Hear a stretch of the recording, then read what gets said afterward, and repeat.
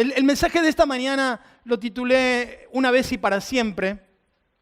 Es una frase que de alguna manera engloba todo lo que es el sacrificio de Cristo y de la manera en la cual a nosotros nos ha alcanzado el poder de su resurrección. Su sacrificio fue de una vez y para siempre.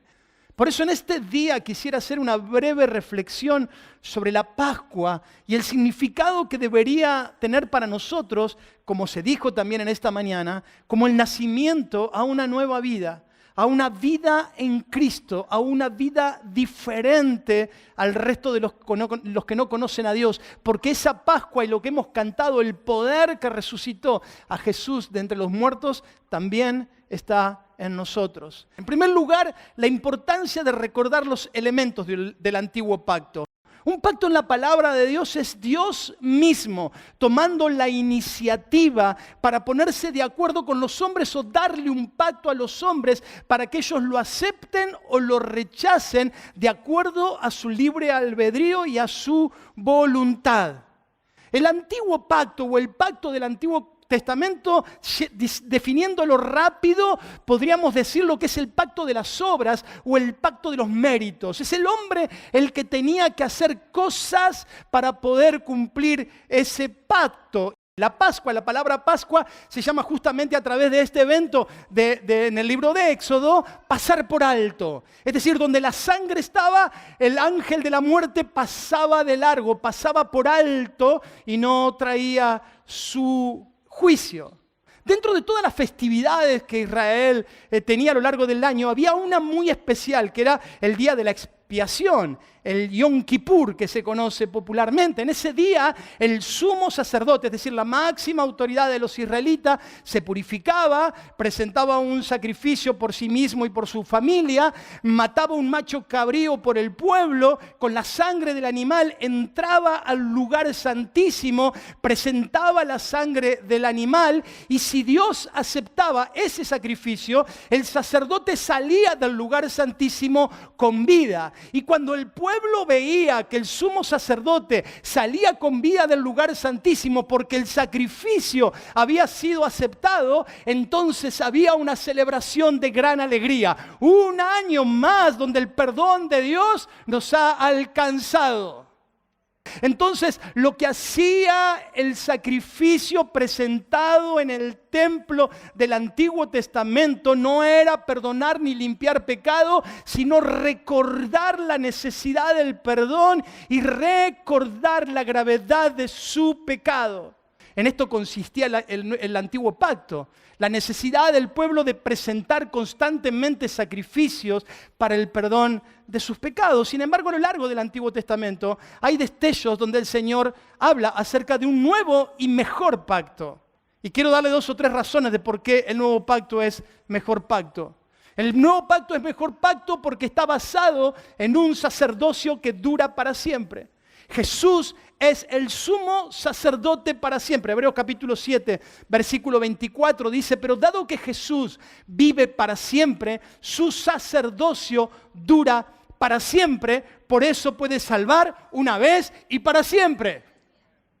Quédese con esto, una vez y para siempre. Por eso no ofrecemos sacrificio, por eso no tenemos que hacer de nuevo la muerte, una vez y para siempre, porque Jesús vive para siempre. Esa cruz con ese símbolo de su túnica o de su manto nos recuerda que hay una cruz vacía porque Él ha resucitado para vivir para siempre. La segunda razón por la cual este sacrificio es mejor, porque es un sacrificio perpetuo. No hay nada que pueda ocurrir en la historia de la humanidad que pueda modificar lo que Jesús hizo. Dice Hebreos capítulo 7, 27. A diferencia de los demás sumos sacerdotes, no tiene necesidad de ofrecer sacrificio cada día. Ellos, los del Antiguo Testamento, los ofrecían primero por sus propios pecados y luego por los del pueblo. Sin embargo, Jesús lo hizo una vez y para siempre cuando se ofreció a sí mismo como sacrificio por los pecados del pueblo.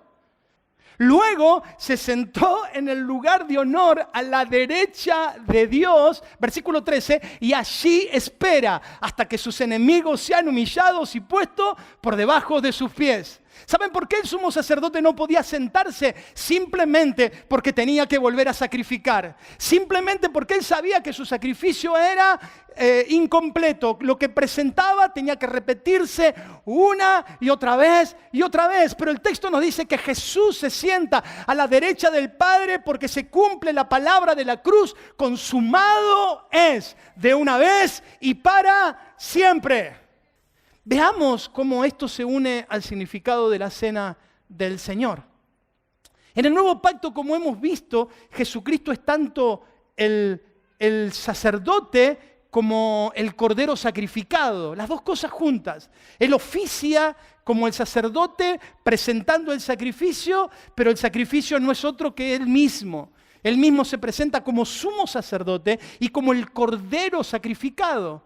En el día de la última cena, la noche de la celebración de la Pascua, el Señor une, conecta, fusiona la Pascua con la sangre del nuevo pacto.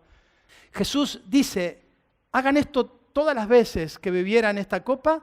¿Y qué dice? En memoria de mí. Mientras el pacto del Antiguo Testamento nos recuerda la gravedad de nuestro pecado, el nuevo pacto nos recuerda la grandeza del sacrificio de Cristo. Este evento de esta mañana y el que hacemos una vez al mes nos tiene que recordar, Señor, gracias por haber ido a la cruz por mí. Gracias por la grandeza de tu perdón. Gracias porque vos te presentaste no en el templo de la tierra, sino que te presentaste en el templo del cielo como el sacrificio completo, una vez y para siempre, para el perdón de mis pecados.